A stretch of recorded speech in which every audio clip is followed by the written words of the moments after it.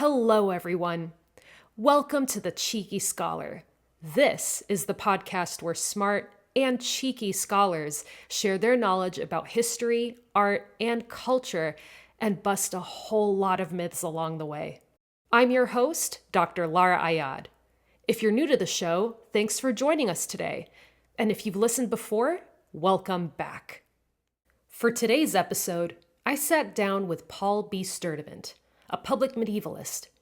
Paul knows a thing or two about the Middle Ages in Europe, and he's written books about the Middle Ages in today's popular imagination. Some questions we tackled together include, what were the Middle Ages really like? How does pop culture portray the medieval period? When did cheery images of a magical Camelot transform into the gritty, dark ages we see so often in mainstream movies and shows today? And why have some right-wing extremist groups in Europe and the United States fixated on the Middle Ages in recent years? What Paul reveals is that modern society has a dual image of the Middle Ages, as either a fairy tale-like land protected by chivalrous knights, or as a dark period filled with war, brutality, and suffering. And this binary image we see so often doesn't totally get it right. As Paul shows us in this episode, the Middle Ages we see in Hollywood, video games, and literature might say more about us and our modern predicaments than they do about the real people and places of a long, multicultural, and dynamic historical period that we call medieval. So stay tuned. I think you're going to like this one. Paul B. Sturtevant is an historian, an author, and a public medievalist. He got his PhD from the Institute for Medieval Studies at the University of Leeds in the UK. Paul has written and co-authored a number of articles, essays, and books, his latest books being The Middle Ages and Popular Imagination, Memory, Film, and Medievalism, and The Devil's Historians, How Modern Extremists Abuse the Medieval Past. In his free time, Paul loves taking dance classes and has a competition-grade karaoke set. He is currently co-founder and chief of experiences at Stories Abroad Tours. Paul, welcome to The Cheeky Scholar. How are you doing? I'm doing great, thanks. How are you? I'm good, thank you. I know you're all the way over in Lisbon, so I know it's the evening for you. How are hmm things going in Lisbon? Oh, things are lovely. I mean, the weather is just kind of starting to turn, Mhm. and so it's gone from being in the like 80s and 90s to being in the 60s and 70s, which is definitely my personal preference. So, big Yeah. fan of the weather over here at the moment, and everything's great. That's awesome. I'm kind of jealous. Even though I'm in Los Angeles, like I'm actually jealous because Lisbon's such a beautiful city. No, you should be. It's great. Be jealous, please. I love that.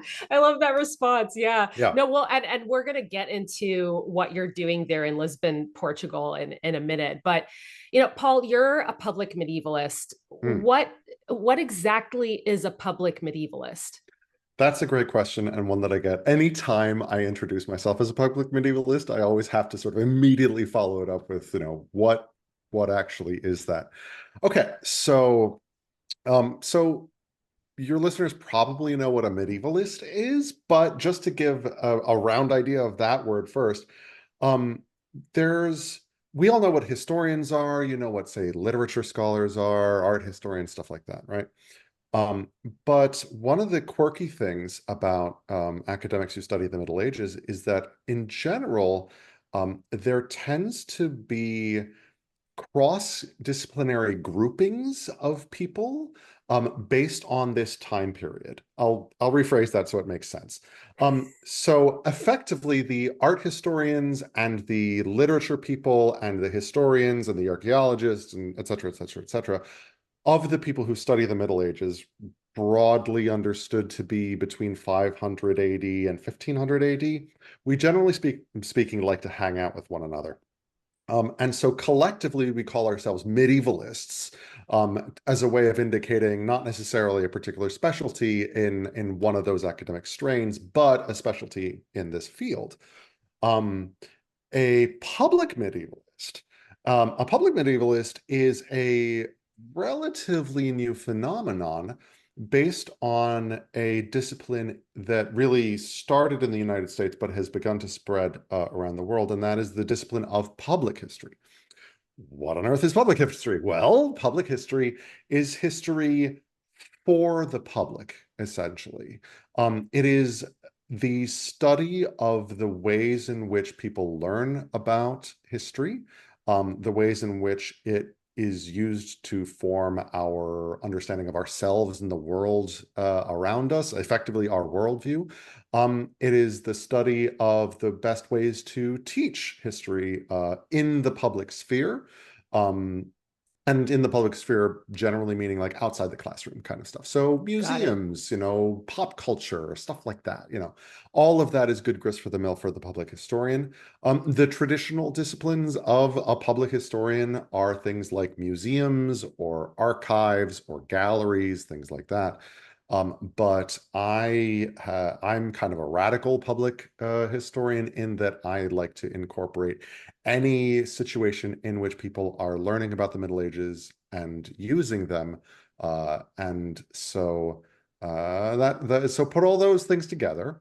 I am sort of a general studier of the Middle Ages, but specifically, I am very interested in how that intersects with the contemporary public today. So, public medievalist. There you go. Wow, that's amazing. And I know you've also referred to yourself as a weird medievalist in our prior conversations prior to recording, and I would love Mm, to know more details about what do you mean? Because okay, I'm going to tell you right now, and I have like a little bit of an example of this.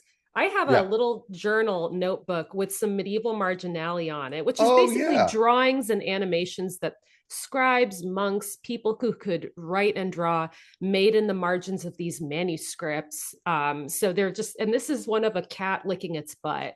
Yeah, And it's yeah. That's the actually famous cat licking medieval. its butthole. That's Famous lovely. cat licking its butthole. And I apparently there's know. many examples of this, Oh, Paul. the Dick tree is the best. You need to look up the Dick Oh, the dick tree. tree. Oh yeah, it's like a Are you nun familiar? Yeah. harvesting Yes. penises It has into a been penis a basket. great harvest this year. Let me harvest the penises from my Dick tree for Yes, uses better we this can year only than possibly last. imagine. Yeah, Oh better this year yeah. than last. Yeah, so what's the deal with this, Paul? Because it seems like the Middle Ages are kind of weird to begin with. So how could Yeah. you be a weird medievalist? No, I Tell us mean, about that. let's be real. I think that all medievalists are kind of weird medievalists. I don't know a medievalist that doesn't like low key or high key love this stuff.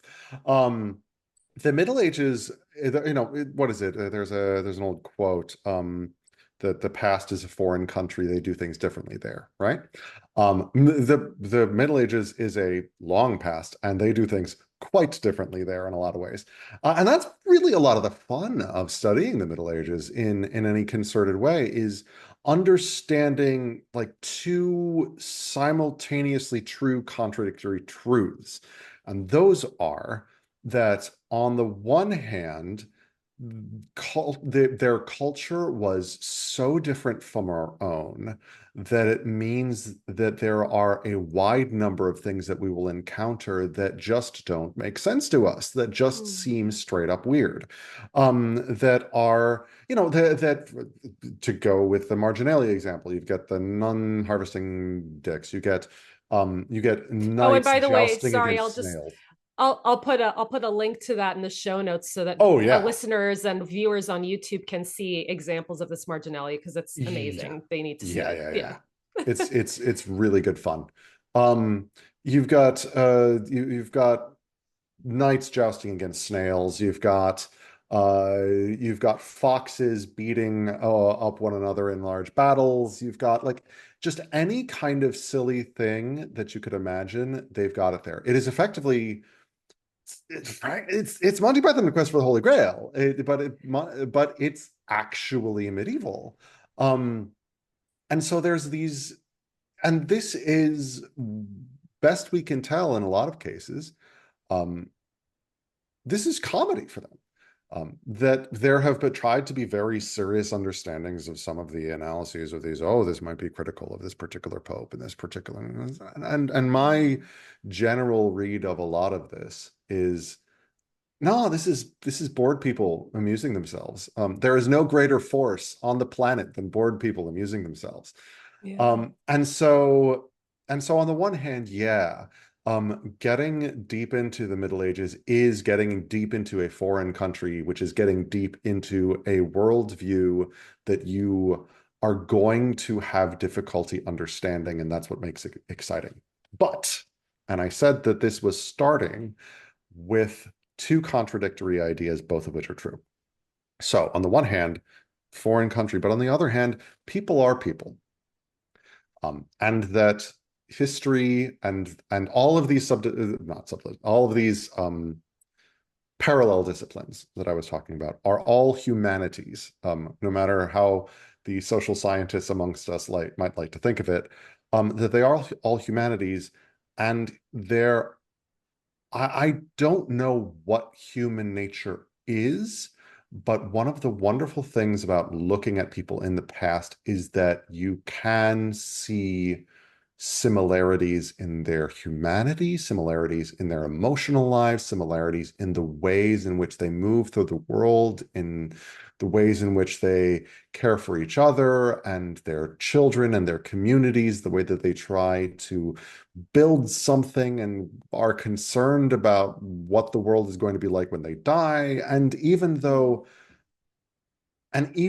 things are kind of strange and terrible looking back at them in a way that would be strange and terrible for them looking at us now, that we can look and we can see that sort of little bit of ourselves. And What's a that, good example of that, Paul, that really strikes you as like, wow, I can really relate to this when I look at people in the past? This is human, right? It's a human yeah, experience. absolutely. Okay, so there's this very strange theory. There's a lot of strange theories throughout the study of history. Historians have come up with a wide range of strange theories. And one of those strange theories, I think it was something that really was invented in the 18th and 19th century, um, that has seeped into the popular consciousness for strange reasons, is that medieval people didn't particularly care about their children because, well, they had so many children, and because child mortality was so high, they couldn't sort of, emotionally bear to actually care about their children. Mm. And that is plainly untrue, absolutely untrue. Um, that is part of a very weird idea that medieval people were just kind of low-key awful. And in reality, you find really meaningful, really beautiful examples of people mourning their children when they die. For example, there's a very famous poem simply called Pearl, that was written in the, oh, I was about to say 14th century, but my brain is now saying it was at the 15th century. It's either the 14th or 15th century in England. Yeah. Yeah. Um, and it is reading it, it is very hard not to have your heart break, because it is probably a man, mourning his young, toddler-aged daughter who has died, in a way that is heart-wrenchingly beautiful even to this very day. Mm. And it immediately puts paid to that myth that people didn't care about their children. And we have, lots of evidence besides.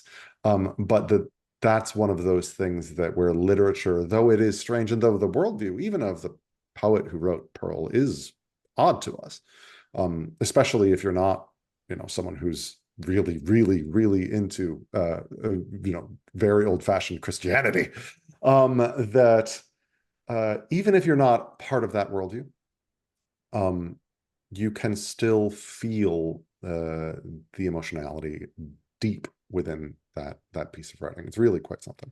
Yeah, yeah, and I'll share a link to that to part of that poem in the show notes as well because I think that's important to see, and I think it's translated to for at least for modern readers to somewhat understand. If I, Oh, yeah, there are several editions of it that are awesome. available. Yeah, You might be able to fight your way through the Middle English if you are so inclined, but if you're not, and let's be real, most people aren't, yeah. that there are many modern editions that are out. Yeah. So it sounds like you have seen different types of myths crop up about the Middle Ages, and these myths are like part of the modern consciousness, as you called it. Mm, Can you tell me first, like we'll get back to some of these other myths in just a sure. minute, but how did you get so interested in the Middle Ages to begin with? You describe all people who like this is they're kind of weird on some level. I think all art historians are weird, right? Like I don't Oh even do the yeah. Middle Ages. I think I'm kind of weird. So Oh, so how fully. did you Yeah. get into this?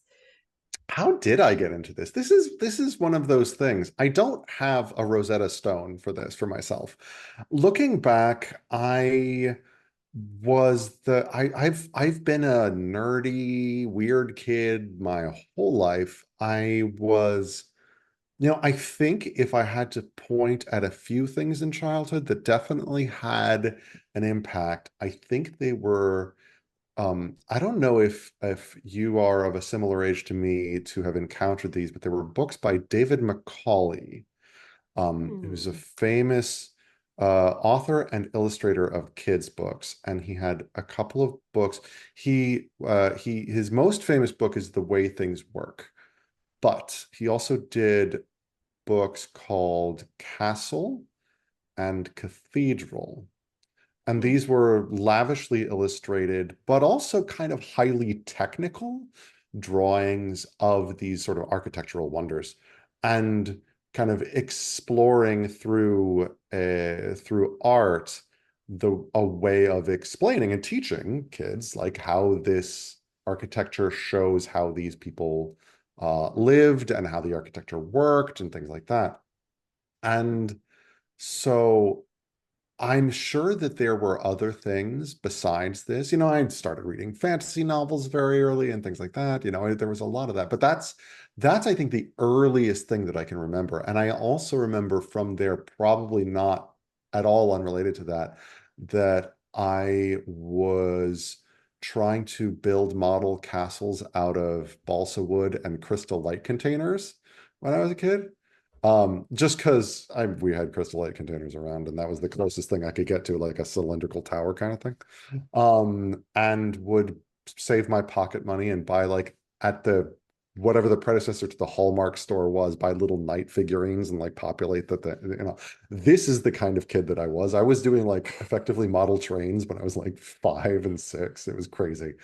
Yeah, it just Um, goes to show you too, like people throughout the ages get bored and then they do amazing creative things with it too, right? It wasn't just yeah. like monks and scribes in, say, the 12th century. It's also modern day Never kids. underestimate. Yeah, never Yeah. underestimate the power of a bored kid.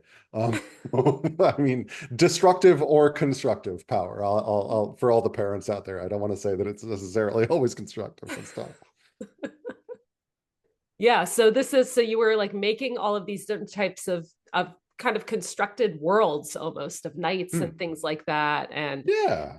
yeah, and so it's interesting because you're not the only one to be fascinated with the Middle Ages. That you see the Middle Ages all over in movies like The Green Knight, Joan of Arc, Vikings. Um, it's and all over movies and shows. So, what do you think about Hollywood's portrayal of the Middle Ages? That's a big question, It's a but huge question. Yeah. what kind of what are other in other words, what kind of picture do these movies and shows paint of the medieval times in I general? mean, bad. Low key A bad. bad picture. Like, okay, so on the one hand, I think it's very easy to kind of like pick apart the historical inaccuracies that are in these movies. And like people can and have done this for ages. You could spend just your entire life effectively picking apart the historical inaccuracies. But I think the really interesting next step that you can take is to say, okay, so what do these historical inaccuracies mean? Like, why do we tell this story in this particular way? Because, they're not, these aren't documentaries. And even when they are documentaries, they're not necessarily like particularly, they're not usually particularly um, accurate, specific. They're not, they aren't perfect. There's no such thing as perfect. There's no such thing as perfect in an artistic medium at all. Mm. Um, and so what do these depictions of this pastime say about our own society? Um, there are there are kind of two, broadly speaking, like two visions of the Middle Ages that exist in sort of contemporary films. There's the dark side of the Middle Ages and there's the light side of the Middle Ages. I'll start with the light side actually, because that's a little bit more fun and actually these days a lot less common. Um, that's the sort of light and bright, cheery Middle Ages. It's the like Robin Hood trumping through the forest. Everything's um, very primary color. Unsurprising, a lot of times this is what you get in animated films, stuff for kids, things like that. Disney Middle Ages often really relies on this idea of like cheery adventures and heroic knights going out into the world and saving the day and princesses and towers and things like that. So that was really in vogue in children's entertainment and adult entertainment. If you think about, say, the musical Camelot, and how it really became iconic for a time period in American history and like an American presidency, even the presidency of JFK, um, that this light and bright, cheery Middle Ages was very much in vogue until about the 1970s. And then there's a switch to the dark ages, the dark version of the Middle Ages, the dark and brooding and blood soaked. And I'm going to stop doing all that vocal fry, otherwise I'm not going to be able to continue this interview. But the sort of dark and brooding, there's, everything is blood, and if it's not blood, it's mud, and if it's not mud, it's shit. That it's like everyone is covered in some kind of foreign substance, that they Usually are horrible. murdering. Oh, undoubtedly horrible foreign substance. And even if it's a good substance, it's horrible. And that everyone is doing terrible things to one another, and that there's kind of a one-upsmanship that we are seeing in movies and literature. I mean, these artistic forms are all cyclical, and interrelated with one another because, of course, Game of Thrones takes its influence from a lot of these earlier really dark depictions of the Middle Ages, both in film and in literature, and then Game of Thrones itself is turned into a TV show that now is continuing to influence people's imaginations, both in literature and in every artistic medium as well. And so this dark and doom-soaked and the light and merry Middle Ages, like neither of them are especially accurate, really. Mm. Or kind of both of them can be accurate to different places in different periods. There were bad times and there were good times, and there were and some people's good times were other people's bad times. And the interesting thing is what happened in the 1970s that shifted our understanding of the past, of this past that we so often fantasize about, that we so often use as fodder for escapism. Why did it turn dark? And you see that in a lot of popular culture, not just in medieval stuff. This film of the 1970s is very famously quite gritty, quite, it's the turn towards realism and away from fantasy and things like that. And the Middle Ages tries to follow suit, but it sort of tries and then goes full grimdark, whereas dramatic cinema goes in a somewhat different direction. Um, and I think that there's a lot of things that are happening, at least in American popular culture. There's, I don't know, political upheavals with the Nixon administration, but there's also social upheavals with, um, you know, uh, the oil crises and crises around the Right. world.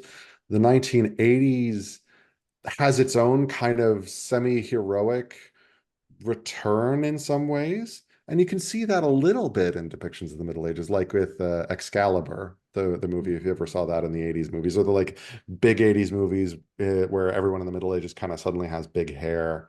But even And those are Robin isn't still like Robin Hood. They did a Robin Hood around, I think was it the late 80s and early 90s sort the of Kevin came Costner. the Kevin Yeah. Costner one, Yeah, right, Prince of right, Thieves. yeah, That was one I grew up with.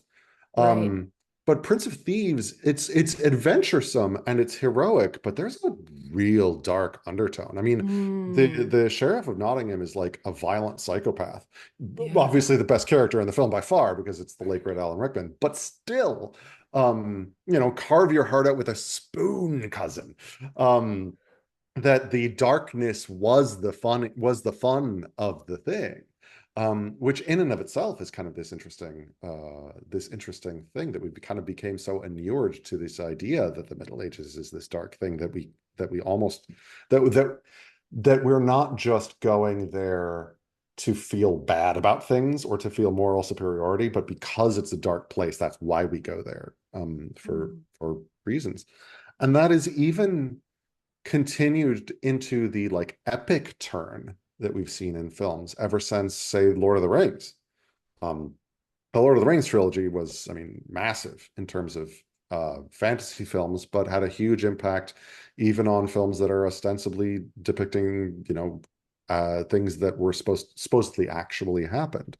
Um, Right. and yeah, People do associate the Lord of the Rings trilogy very much with the Middle Ages, even though technically it's not supposed to be set in that time, right? Which is really fascinating. And then there's of course this whole mythical place of the Middle Earth, right? Which kind of mm, evokes that idea and the idea of the Middle Ages and yeah, I mean, shires and pastures and all that. absolutely. I mean, J.R.R. Tolkien was a famous medievalist.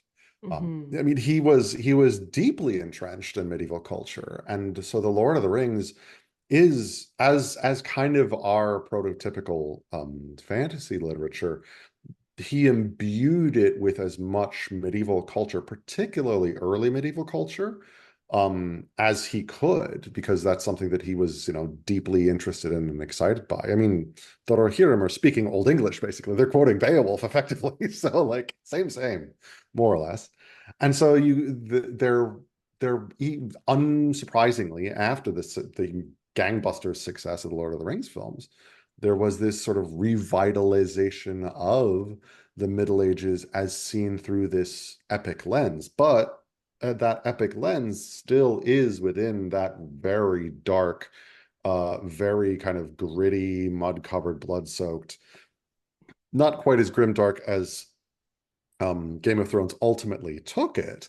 Hmm. But you can see you can create the dotted line on the pathway from Lord of the Rings to Game of Thrones through all of these very dark and foreboding thickets. Yeah. It's interesting that you're pointing out almost a duality about how contemporary or modern culture views the Middle Ages. You've got the bright, shiny Camelot, you know, knights and princesses side, and then you've got the really dark, gritty, everyone's covered in poop and killing each other, the kind of thing. So this is interesting because it's I'm trying to figure out where did this idea, because we could talk about like where the really romanticized overly idealized view of the Middle Ages comes from in a second, but Totally. I've more often than not heard people, or even I've even read histories as a kid where they Mm. refer to the Middle Ages as the Dark Ages. So where does this idea of the Middle Ages as the Dark Ages come from, and is that accurate? I mean, I thought there was the Crusades, kind of earlier on in antiquity, and then there's like, I mean, there were battles being fought, but to what extent is that true, and was it actually the Dark Ages? Oh man, you have asked the question that medievalists love slash hate to answer all the time. Good. Okay, so where did this come from? So I'm going to apologize because I don't have chapter and verse queued up. But if you look in my first book, I talk about this extensively. But effectively, what happened was in the 15th and 16th centuries, in Italy in particular, there was a group of effectively philosophers. They called themselves humanists, and they were very devoted to the idea that they were doing something fundamentally new. That their way of thinking, their way of moving through the world, and that their ideas were something new. Well, new-ish, because they effectively divided history up into three parts. They were the first people to define the world of the classical world. So the Greeks, the Romans, what you would call antiquity, the ancient world, all of that stuff. Um, that was sort of the bright glory era of civilization. And that was something that they themselves wanted to emulate, that they were looking back to the great philosophers of the Greeks and the Romans for their inspiration, for their art, for their architecture, for their philosophies, for their you name it. That they thought yeah, that's the stuff. Um, and that there was this intervening period, these middle ages between the modernity that they were Mm. defining themselves as modern and the ancient classical world that they were defining, that middle age or those middle ages, that they were to them a dark age, a dark period, a period of darkness, that was effectively best swept under the rug. Um, a medievalist, find all of this really funny, because this is very much like a kid who is writing all about how their grandparents were like the coolest people in the world and how awesome they were, and wearing all of their grandfather's inherited clothes while living in their parents' basement. Because the only reason why any of the classical art, literature, anything is survived at all is because medieval people were constantly copying on it and copying it, expanding on it, expounding on it, creating new things, creating the technology that would then allow them to create technologies that would allow them to do the architectural things that they wanted to do. So it's like, yeah, sure, you're doing some new things, but like, calm down a bit, man. It's just just calm down a bit. And also, as a medievalist, I really have to point out that a lot of that we tend to think of the Middle Ages as like this garbage pit of history, Mm. where everything that was bad that happened in the past really happened in the Middle Ages.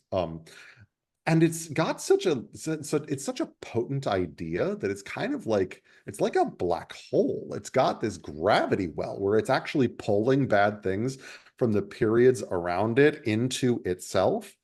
Hmm. So, for example, you know, medieval torture. Let's talk about medieval torture. Oh my Um, goodness. sure, yeah, like okay, let's be real, like they did torture people during the Middle Ages, but there's this idea. I mean, you go across Europe and there's, torture museums everywhere that will have all of these torture devices that they ostensibly used in the Middle Ages.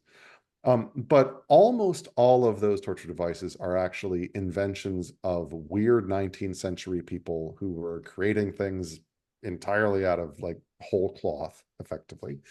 Um, and that torture really became a thing, that torture was far more, I'm loath to call it sophisticated, but maybe advanced is a way of putting it, and much more commonly used as a method of punishment Mm. in the so-called Age of Enlightenment, not least because that is when they got a more and more accurate understanding of human physiology, which allowed them to do things to human physiology.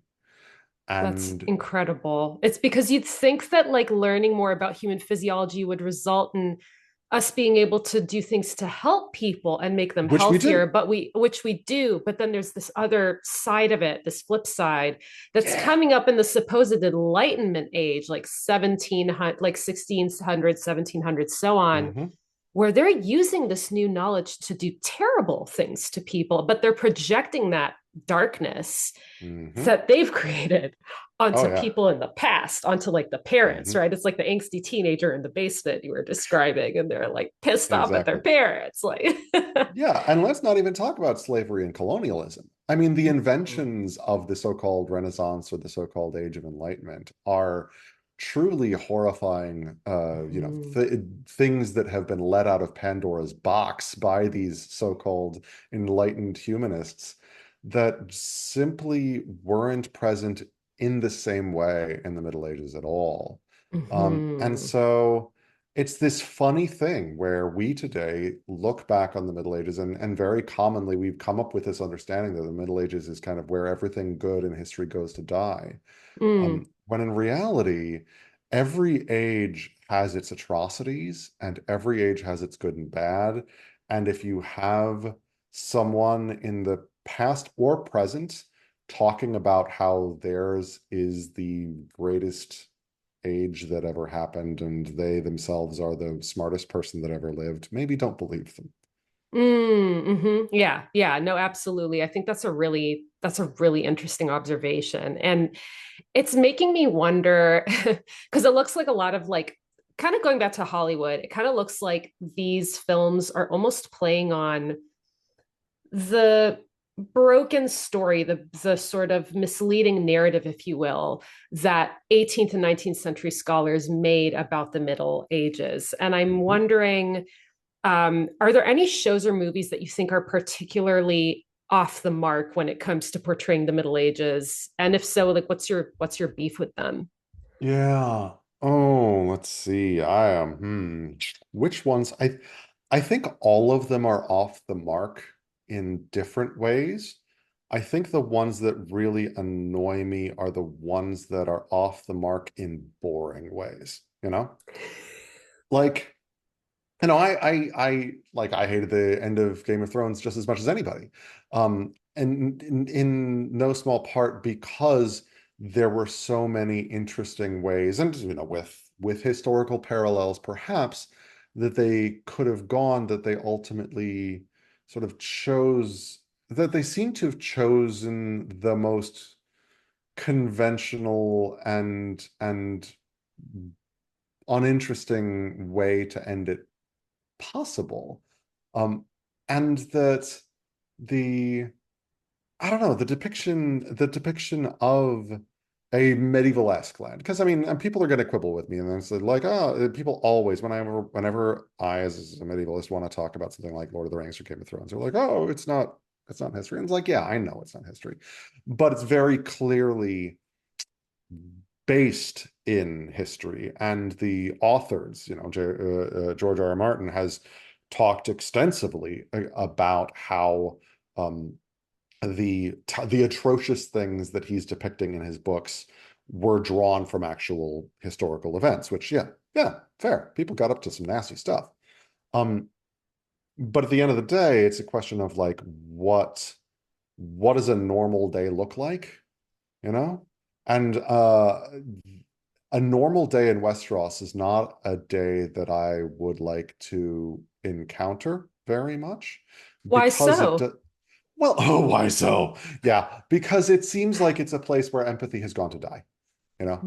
It just Hmm. seems like a place where people where people are so interested in power that they have forgotten about community, and where it is a place that is and a show that is so solely focused on these people who are participating in kind of the worst.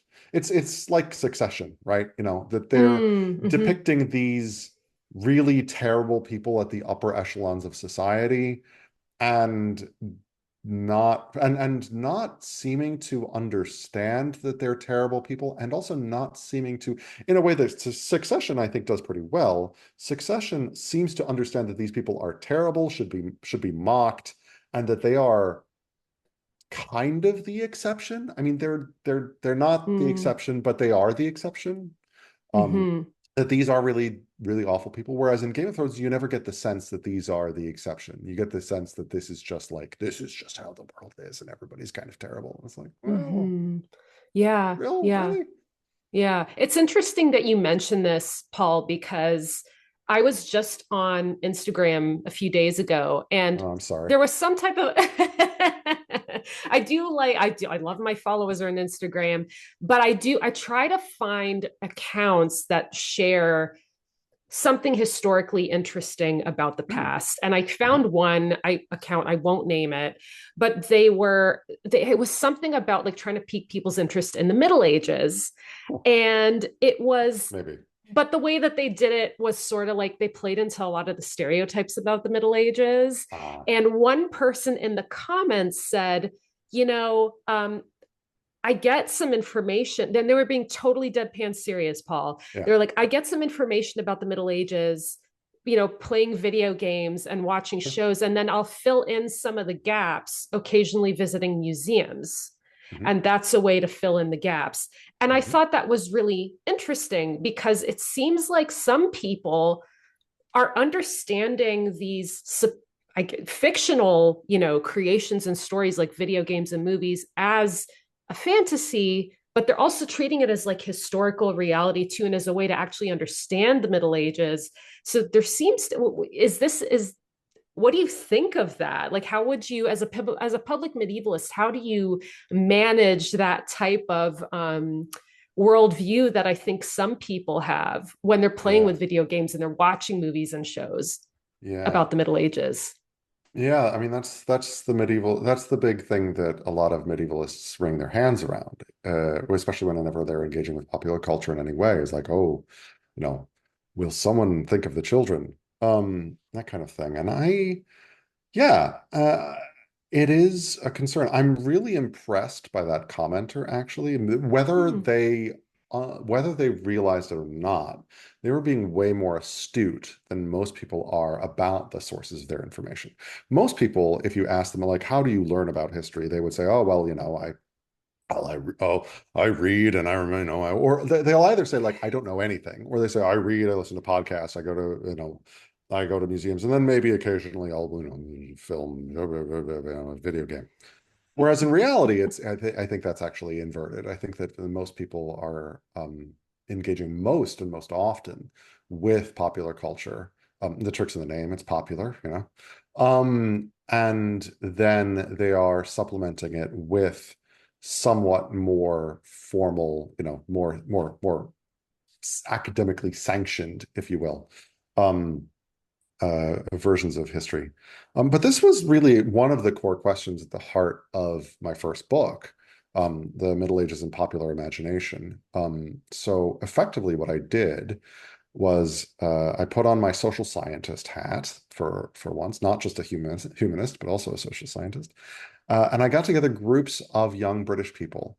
And I talked with them, first of all, about their ideas about the Middle Ages. And I asked them, for example, I asked them, like, what does the term the Middle Ages bring to mind? Like, when I say Hmm. Middle Ages, what are the things, just start rattling, stream of consciousness, like, what are the things that it brings to mind? Doing the same also with the word medieval, because interestingly, they are different words. They are different terms, even though they point to the same thing. They actually have different implications. And then I would talk with them for a long focus group interviews about what they thought the Middle Ages were, what they felt, what they feel the word medieval means, and in any direction that they wanted to go. And then I sat them down and I showed them a series of three films, three movies over on three separate occasions. And after each movie, I would sit down with them and talk with them about it. I said, okay, so like, first of all, what do you remember from the movie? What and how does this relate to the things that we talked about before? Like, did Hmm. this show you something that you expect? Did this show you something new? Do you feel you learned anything? Do you feel like there were things what parts of it did you think were accurate? What parts of it did you think weren't accurate? Stuff like that. You know, Hmm. the whole gamut.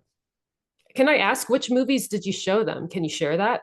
Good. I think that's not too much of a spoiler.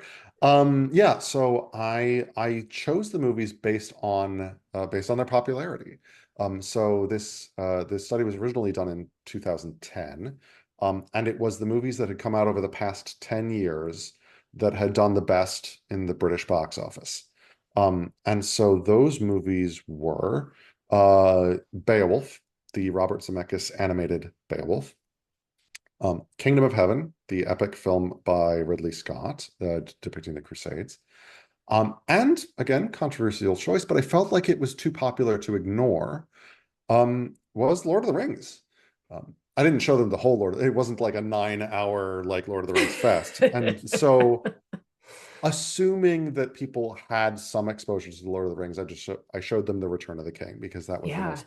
um, that was the conclusion of them, and that was the one that I think in a lot of ways has some of the most medieval elements to it. Because I feel like, and this is a tangent, but I feel like the Lord of the Rings can kind of be looked at as actually traveling not just through space, but also kind of back in time as they go. Mm-hmm. Mm-hmm. Um, but that's a whole different aside. And so that also is the choosing those three films, though it was using a different way of choosing, that also allowed me to find three films along a kind of spectrum. Because on the one hand, you've got Ridley Scott's film, Kingdom of Heaven, which is ostensibly trying to depict events that actually happened with people who actually existed. You have Lord of the Rings, which is entirely fantastical, written by a contemporary author that is basing a lot of his work in the Middle Ages, but that it is in a world entirely separate from our own. And then you have Beowulf, which is the product of a medieval imagination. It is a fantasy movie, and it is someone who almost certainly didn't exist and definitely didn't fight the monsters and dragons that he is supposed to in the movie. Um, but so it is undeniably medieval, but it is also a work of fantasy. And so you've got this sort of 3 points along the spectrum, from fantasy to reality. And there were some interesting conclusions that kind of came up along there. But to return to your original question, which was like, should we be worried about people consuming all this popular culture and learning their history from it? Um, and the answer is yeah, but not as much as you think, and probably not in the way that you think. Mm. Um, that by and large, most of the people that I studied, I found that the things that they believed at the end of the movie, the things that they believed and that they were able to most easily retain, and when they were describing the movie, that they would describe most accurately. So it was something that clearly stuck in their memory best, were the things that most closely aligned with the things that they already thought, the things they already believed. So something that gave Hmm. new details or new life to a previously existing idea. Is there And an this is how example learning that works. comes to mind for you of like some of Um, how that played out? well, I can easily give you a counterexample for one. Sure. Um, because if it was something that didn't fit if they saw something on screen that didn't fit into their prior understandings, they would either just forget it or they would misremember the film to be Oh, more that's like what they fascinating. expected. Yeah, Yeah. the misrememberings were weird. Um, Mm. like I had someone describing in great detail the watching Kingdom of Heaven, which is about the Crusades, and so there are Templars and Hospitallers and things like that. But there was one person who described in great detail the round table that they were all swearing allegiance around. Psst, there's no round table in that movie. There's no round table at all. And that they were all sort of, and she was describing them very much in an Arthurian, chivalric, knightly kind of manner, when in reality, like in this movie, the Knights Templars are like murdering psychopaths. They're awful. I mean, the Mm. Hospitallers are depicted as being, better than, but the Templars are like just the worst. They're the antagonists. And this person had really misremembered in a very heroic, very Arthurian, even with the imagery of the round table being kind of inserted into her memory. Um, in a way that's really interesting and a little worrying. Um, Hmm. and so to some degree, I think that we definitely should be worried about pop culture, but more holistically than individually. Hmm. We shouldn't be worried as much about the next thing that comes out, down the pike because people are, oh, people are sponges and they're just going to believe everything that you see. Um, I don't think that's true, but I do think that it's a long evolution starting probably in childhood, Hmm. and that children might be more inclined to believe a little more holistically some of the things that they are seeing. And that is the genesis point of a lot of these core ideas that ultimately get built out and built out and built out over the course of our lives.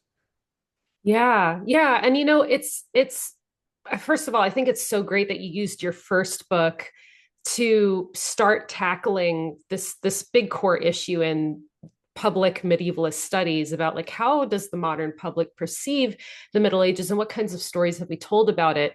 But you have this new book that you've Mm, co-written called The mhm, Devil's Historians. mhm. So tell us a bit about the book, and in particular, what are some things you reveal in the book regarding race in medieval times? Because I know Oh. before we started recording, you've told me that modern depictions of medieval times have some racial undertones. So can Mm. you elaborate on that a bit within the context of your new book? Yeah, yeah, okay. So the Devil's Historians, as the name would imply, um, it's about some difficult stuff. It is specifically about the ways in which the Middle Ages have been used by extremists, particularly right-wing extremists, to prop up their ideologies. Um, this is something that has been happening for a very long time, but really focusing on the 19th century to the present day, or at least the present day Mm. upon publishing. It was published in 2020. So Mhm. that gives you a sense of what we're talking about. And in it, we try to be even-handed, but also we don't stay out of politics. And so we talk about the ways in which, say, for example, the extreme right in Europe that is still haunting us today, or the or Donald Trump and his administration were occasionally using medieval imagery and ideas, or at least their misrepresentation of the Middle Ages and medieval ideas as a way of justifying, um, racism, particularly Islamophobia, but also sexism and misogyny, which you can only imagine the ways in which that has been used, and even just this idea of sort of heroic purpose of a people and of a nation. The idea of nationalism uh, being projected back onto the Middle Ages in a way that even someone like Adolf Hitler would be very, very familiar with, since he used the same exact thing. Right. Um, He used that as a projection onto, I think, even like ancient Rome and ancient antiquity, right? He kind of tried to mhm. say, oh, we're the new Aryan people and we are descendants of, say the great ancient Romans. That he projected this idea of like a sort of race onto an ancient history. But did he also use the Middle Ages as well? Is this something that you see? Yeah, Mussolini was far more into the Hmm. Romans. It's my understanding that Hitler was less into the Romans and was much more about this Germanic, quote unquote, barbarian Got it. past of the quote unquote Aryan people. And there's a lot of air quotes to go around with all this because all of this is crap. All of Hmm. this like in case there was any question, and there shouldn't be, this is all historical bunk. Um, but he fashioned his regime as the Third Reich. Well, the First Reich was the Holy Roman Empire of the Middle Mm. Ages. Hmm. And a number of people within his orbit were incredibly enamored of this idea of a unitary Germanic people that can be projected back into the Middle Ages and even beyond that. And it even gets silly, like he believing in these esoteric things, like Indiana Jones wasn't completely fictional in that Hitler actually sent archaeological teams out to find the Holy Grail, Hmm. which Hmm.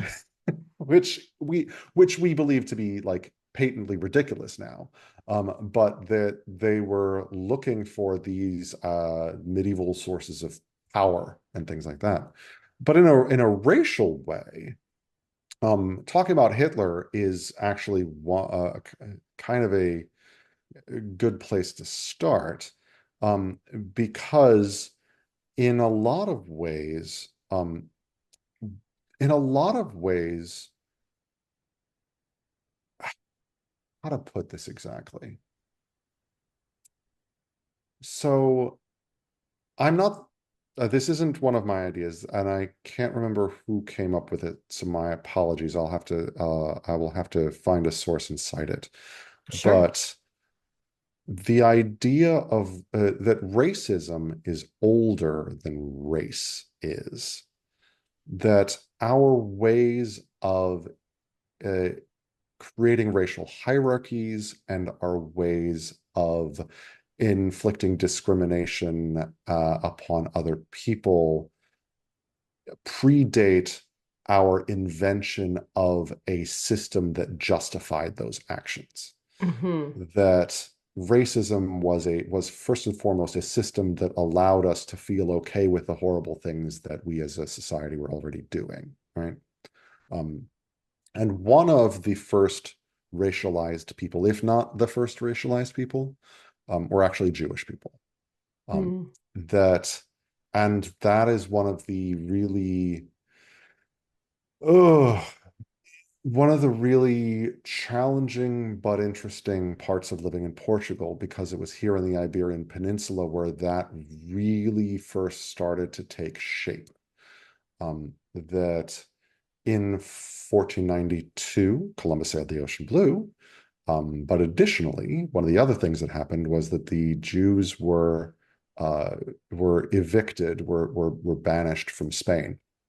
Hmm. Along Many of with the them, Muslims too, if I understand well, correctly, yep, right? So both Muslims and exactly. Jews. Yeah. Yes, both the Right. Muslims and Jews, right.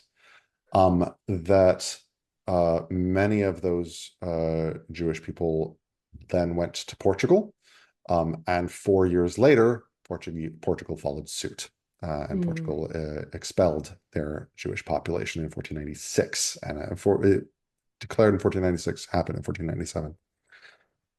And but that it was not really an expulsion per se, especially in Portugal, but also in Spain, was that it was an attempt at a forced conversion, because it was many of the people, particularly the crown, didn't actually want these Jewish people to leave, that they were, successful people, that they were very well educated people, and that in general, they had actually, up until that point, they had held some of them as very high positions within the court. Um, that it was an attempt at forced conversion, and many of them did convert, but that there was a widespread understanding among the Christian population that, oh, well, these people didn't really convert, that there was a conspiratorial tone that came about, whereby these Jewish quote unquote new Christians um, continued to be discriminated against within society and looked on with suspicion, and in some cases killed. And it was actually because of this that the Inquisition was started in Spain and Portugal as well, to root out these so-called new Christians.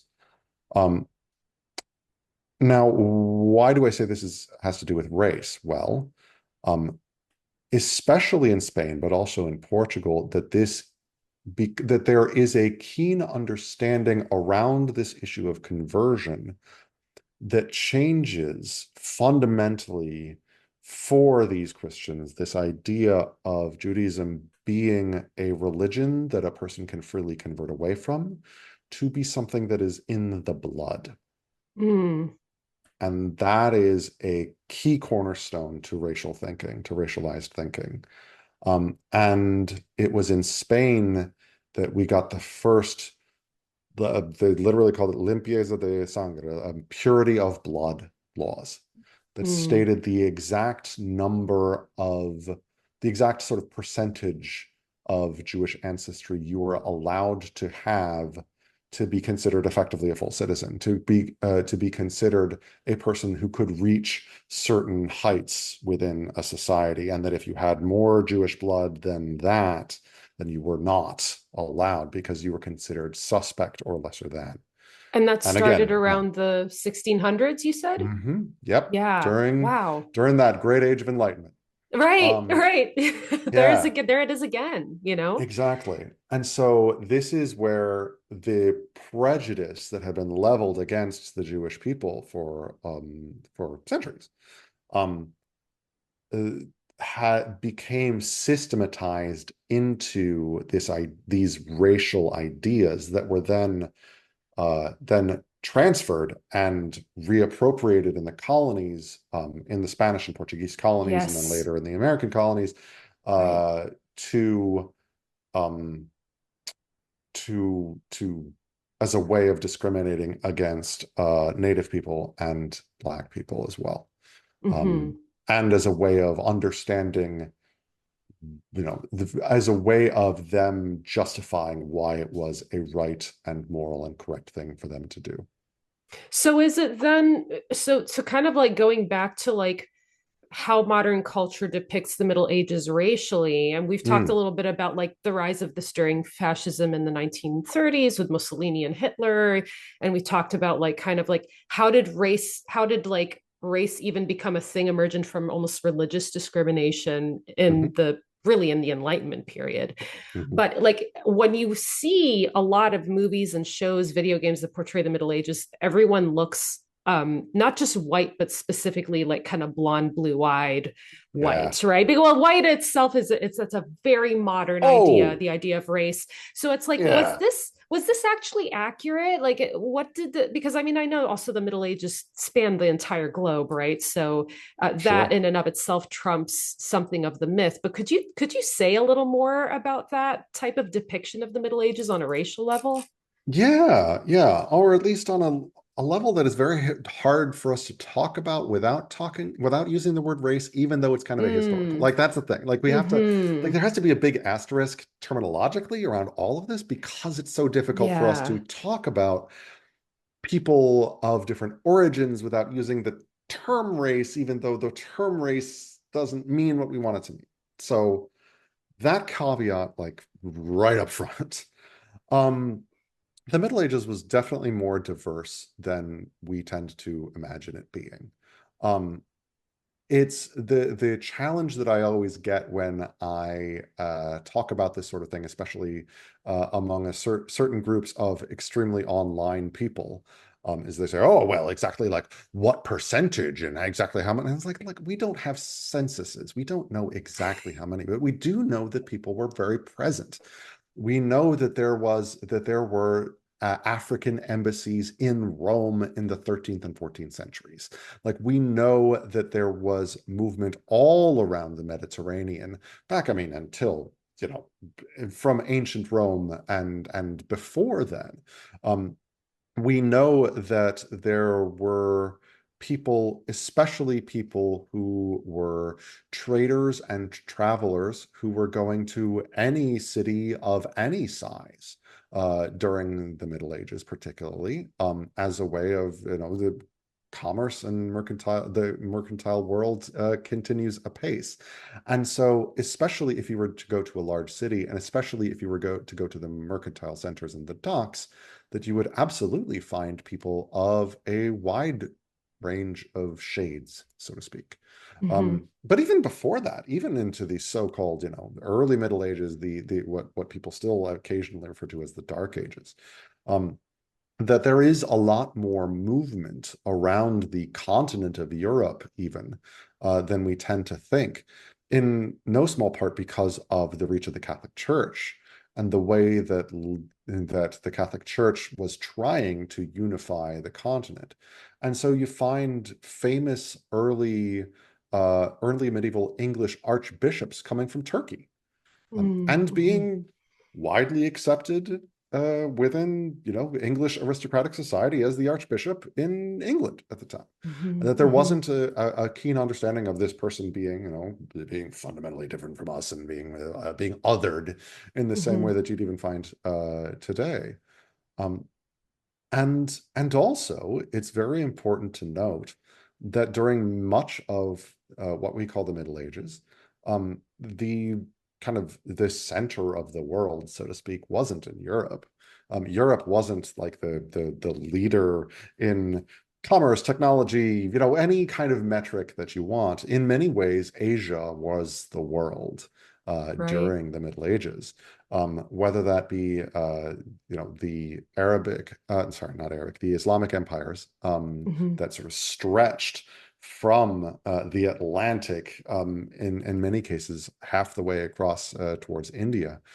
India itself, which was incredibly innovative and interesting at the time, and also China, which was developing incredibly interesting technological things and sociological things. But the trade that was the trade of ideas, not just spices, this trade of ideas, of technology, of philosophy, of music, of all kinds of things that were ping-ponging across the hemisphere um, at the time is really astounding, is astounding to understand. And all of those trades involves movements of different peoples encountering other different peoples, and not just doing so under a banner of war.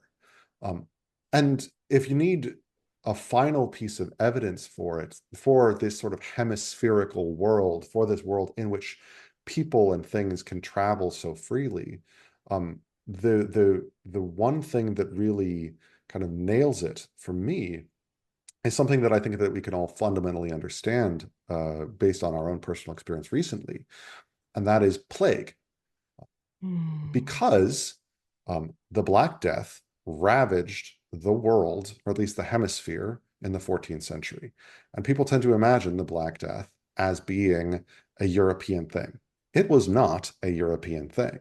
That it originated, we think, somewhere around Mongolia, but it affected China very deeply. It spread across the Middle East and depopulated entire cities across the Middle East, across North Africa, before finally spreading to the farthest of far-flung reaches of somewhere like England, which was a backwater of a backwater at the time. And then ping-ponged in different variants, as we're experiencing with COVID now. Different variants emerged and would ping pong back and forth across the hemisphere. There have been epidemiological studies, historical epidemiological studies that have shown the ways in which these variants sort of backed and forth, every decade or so across the hemisphere. And so that is a very dark example, but it shows something really important. And that is the way in which this world was connected, not just in a occasional and tangential kind of way, but in a fundamental way, in a way whereby seeing people from other places and seeing people from other cultures was something that you would only not experience if you were someone who made very much an effort to live in a rural community by Mm. yourself and never go on pilgrimage and never leave. You know? I see. I see. Yeah. It's like you're revealing Middle Ages that's global, and you're also revealing that like people in the Middle Ages, for the most part, unless they were making an effort, really were through pilgrimage, through all these different things. A lot of it seems like religion plays such a big role here, really Mm, coming in contact with each other. I want to go back for a minute because you mentioned gender quickly. I want to talk about masculinity in the Middle Ages because I Oh can't help boy. but, yeah, I know. And I know we've Yeah. had such a rich, like longer conversation, but I can't not let this go. So I can't help but notice like, the amount of the focus on knights and men and stuff like that, and movies about the Middle Ages and video games. Let's talk about masculinity in the Middle Ages. Was chivalry a thing? Oh What God. were men like? I know that's such a big question, but Well, what were men like in the Middle Ages? yeah. Oh boy. Oh man. I chivalry is this. I th There are a lot of things that we misunderstand about the Middle Ages, and I think chivalry is definitely like one of the top ones, I think. Um, because our the what we tend to think chivalry means is much more in line with what the gentry of the 19th century thought it meant than Hmm. what a medieval person would have thought it meant. You know, the gentry of the 19th century resuscitated the idea of chivalry as a way of trying to, you know, to have a very class-oriented, performative sort of politeness that allowed them to expect sexual favors in return for opening doors, effectively. Hmm. Um, it's not that is overbroad and probably unfair, but I'm going to stick with that one for now. Whereas in the Middle Ages, chivalry was very much a warrior culture. Um, it was a warrior culture, and there were definitely gendered elements to it. But the people who were writing about chivalry were writing about it as a way of effectively earning reputation, particularly within the warrior elite of the Middle Ages. And the way that you win reputation, first and foremost, is by winning battles. Is by winning battles, often by whatever means necessary. Hmm. That it's not about, I will disarm you and then allow you to, no, no, no, no, no, no. Like if you have to kick somebody in the nuts in order to win, you do that. That some of the most successful knights of the period were people who, by 19th century standards, were absolute scoundrels. Um, William Marshall was a very famous knight, considered one of the most chivalric knights of his age. He rose from, he was an aristocrat, but a very like lesser born son of a lesser no lesser house in England, and he rose to be effectively the right hand of several English monarchs, um, not least because of his success in tournaments. But he got up to all manner of shenanigans, not up to and including one example in which he was not even participating in the tournament because he had broken his leg. So he's sitting in the stands watching watching the chaos play out. And one of the fundamental things about tournaments was that it was organized around the Grande Mêlée, so the great melee, which is not a joust. It is effectively, um, it's well, you and your retinue, you and your group of knights, so 5 or 6 guys, would go up against other groups of 5 or 6 guys, and you would beat the absolute crap out of one another and try to effectively take one another hostage. And if you could take someone hostage, then that meant that you could maybe take their armor, maybe take their horse, maybe, find some way to get them to buy their freedom from you. So this is a way both to earn prestige, but also to earn money. Let's be real. Hmm. So he's watching all of this play out. I'm watching this like intense chaos happen. And a knight falls off his horse in front of the stands, I don't know, onto his back, and at which point William Marshall, not even in the tournament whatsoever, leaps over the stands, stands on the guy's neck effectively, and says, I'm taking you hostage." So this is as if someone like ran in from the sidelines of a football game, grabbed the football, and ran it outside for a touchdown at his own car, effectively, and said, That's "You need to pay me in unbelievable. order to get the football back." Like, it's Yeah. wild. Like, and this is just one example. Like, William Marshall got up to all kinds of shenanigans, and this really gives you a sense of that there were rules, but that the rules, that the first and foremost rule to all of this was be good at what you do and be a badass, and everything else is secondary. That Hmm. there are definitely rules about like who you should and shouldn't fight, what you should and shouldn't do in certain social circumstances, and also um, who you should and shouldn't shag and who you should and shouldn't marry, if you are Hmm. a knight. Because if you are a knight, for example, it is very important for you to marry someone, but not someone that you are particularly in love with, or not someone who no. This is about money. This is about money and land and power and prestige. And so it's a question of like, don't be messing with anybody lower than you in station. If it is someone who is marriageable, who is of an appropriate station, okay, this is how you behave around them.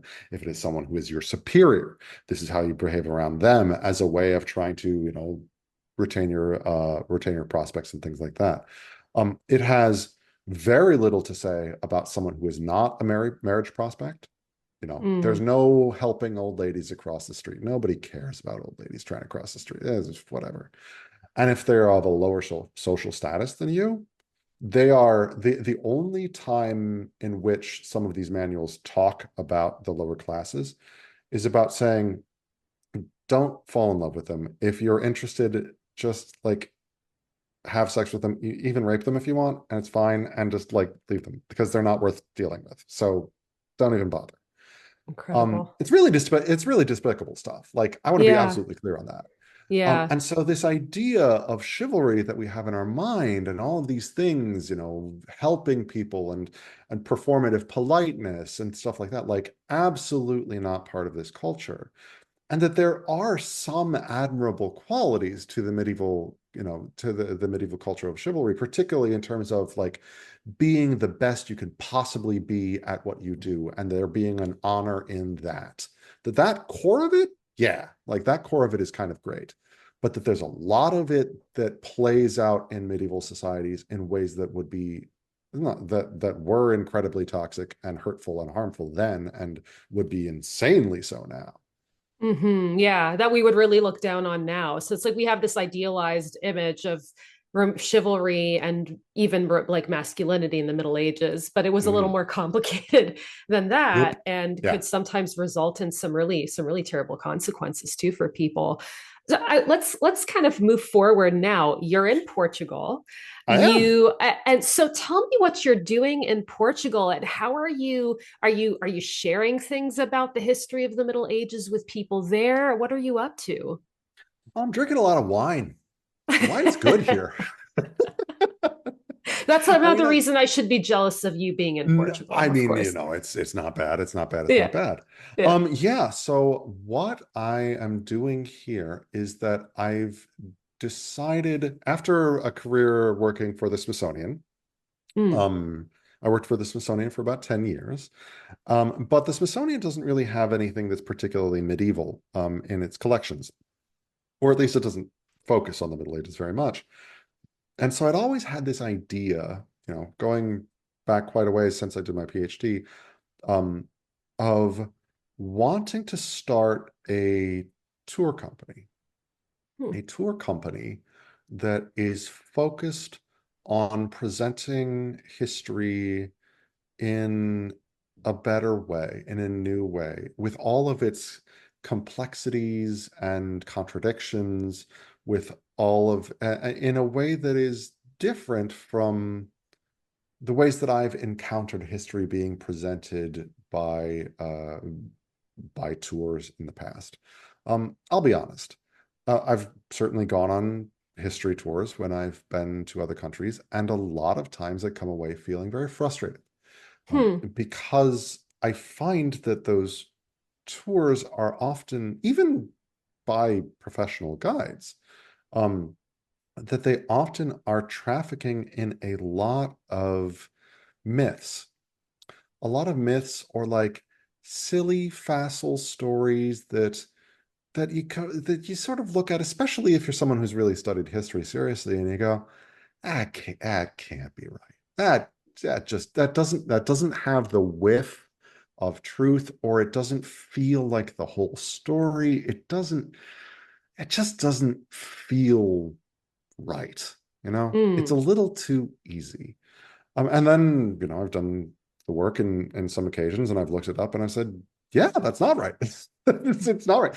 And infuriatingly, in a lot of cases, the actual history is not particularly more difficult to tell. And I think it's actually a lot more interesting. Uh, Hmm. and so this is something that I did even in my work for the Smithsonian, because I worked with, we had a project working with the US Capitol where I was able to work with and give feedback to the people who were offering the tours there of ways to redesign their tours to incorporate more good history and find ways of making that real history more compelling and exciting, such that it wasn't necessarily just repeating some of these very facile myths.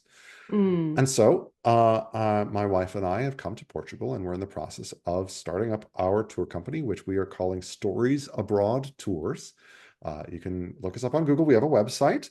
And thus far, we offer a variety of things, but particularly focusing at the moment on private tours.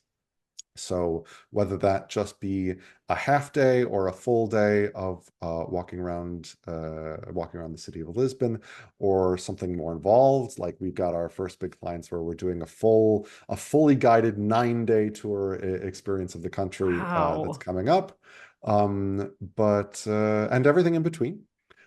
And so, yeah, that's what we're trying to offer. We're trying to offer a little bit of kind of a more of a study abroad kind of experience, but something that would be accessible for people of any age. So, yeah, that's the What's idea. I know you don't want to reveal everything, of course, because you should take the Oh, tour yeah, if of you course want to not. learn all the Of course, stories of course, of course, of abroad. course. But Yeah. could you give like a little snippet of something, like maybe something from medieval history in Portugal that you show people on your stories abroad tours you think is really fun?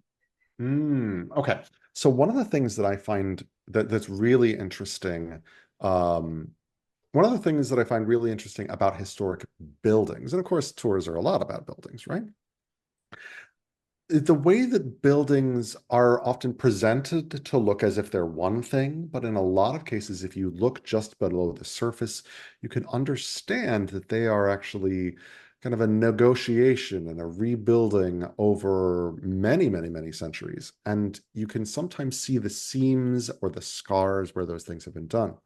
And so Hmm. the most famous historical building, the most visited historical building, at least in Lisbon, and I think in Portugal, is the castle that dominates the city skyline, the Castelo de São Jorge, um, the Castle of St. George. The Castelo de São Jorge, this very famous monument, this castle on the hill.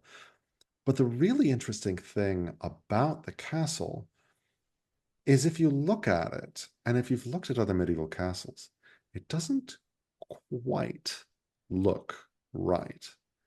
It's some of the things poking out at you say like that's that's concrete. That door, that doesn't have an archway. That doesn't have a keystone or anything like that. What is that doing? Hmm. Well, the castle has many stories to tell, but I think one of the stories that is really important to understand, and it really says a lot about contemporary Portugal, is the fact that this building was rebuilt in the late 1930s. The reason why that's important is in the late 1930s was the rise of Salazar. Salazar was the Portuguese dictator, and the Portuguese fascist dictator. And he, as one of his first actions, put out a massive rebuilding campaign of the historic monuments of Portugal, focusing particularly on the medieval monuments. And the Hmm. reason why he did this is because nationalists, and especially fascists, love the Middle Ages because they want to connect their regime to the heroic idea of the Middle Ages, that light and bright and cheery Middle Ages, well, it's also got a heroic element to it too. And so Salazar was trying to connect himself particularly to the first king of Portugal, Dom, Dom Alfonso Henrique. Dom Alfonso Henrique ostensibly founded the Kingdom of Portugal.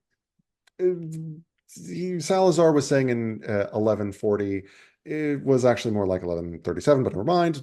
Never let a good narrative get in the way of historical facts. And so he said that the 800th anniversary of the founding of the Kingdom of Portugal was going to be happening in 1940, which happened to be just around the corner. And so he set out all of these people to rebuild these monuments, but he gave them this very hard deadline. And for the Castello de São Jorge, it was a 2-year deadline to rebuild the entire castle before 1940. And so you can see, if you look for it, that it's actually kind of a botched job. That you look at it and there are parts of the castle that don't quite work and don't quite fit, and there's a keystone missing, and that's concrete, and that's brick, and what's going on over there? And that's because this is all kind of a fascist rebuild botch job. And the one thing above everything else that you absolutely can tell looks perfect is the statue erected in 1940, Dom Alfonso Henrique, who is lording over Lisbon's skyline as a way of trying to connect himself to Salazar and My the new gosh. fascist regime. Yeah, yeah. That's fascinating. I mean, I honestly, I want to go on a tour like this right now. I can only imagine how fantastic that is. Well, I think it's so great that you've started the Stories Abroad, because it's such a great way for people who are actually traveling and somewhere else to really get an in-depth look at the history of a place, in particular medieval history, that really gives like rich stories based on actual facts and told in Mhm. a compelling way. And once you have those three ingredients together, it's just this like beautiful, delicious cocktail of history, I public I history. I really hope so. Yeah, yeah. Well, Paul, thank you so much for being on the Cheeky Scholar. I thought this was such a fantastic conversation. I had so much fun with you learning about the Middle Ages. My pleasure, absolutely. Thanks. And feel free to invite me anytime you want. Yeah. And just quickly, how can people follow you on social media? Are you on there? Is there a good way for people to contact you? Absolutely. So our website is storiesabroadtours.com. Please do check us out there. I am on Instagram these days, for the most part. I have fully left Twitter for the obvious reason that people have left Twitter these days. But I am medievalist about town on Instagram, and feel free to check me out there. Cool. And I'll put some links too for your Instagram account and for Stories Abroad as well for people to check out. Hmm. All right, great. Well, thank you so much, Paul, and take care. And we'll talk again soon. Absolutely my pleasure. Thanks so All much. right, bye. Want to laugh and grow your brain at the same time? Put that monkey paw to work and hit the subscribe button. You'll get the newest episodes delivered right to your favorite podcast app. Thanks for joining us on the Cheeky Scholar. And until next time, keep it real and keep it cheeky.